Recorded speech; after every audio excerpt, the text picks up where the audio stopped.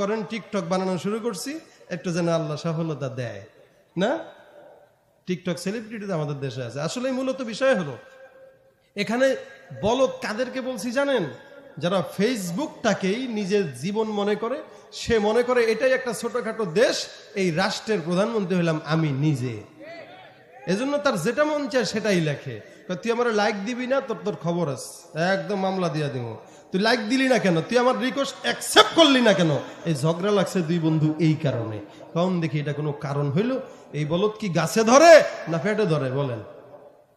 এই যে অবস্থা সমাজের অবক্ষয়, সারা রাত ফেসবুক চালায়, যেই নাকি ফজরের আজান দিবে এই সময় শয়তান কয় দোস্ত যা চালানি চালাইছিস, ঘুমা বেটা, 7টায় আবার কোচিং আছে, উঠতে হবে না।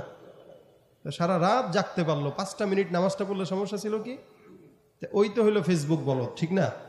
ডিজিটাল এই বাংলাদেশে কত কিছু দেখার আছে, দেখতে গেলে শেষ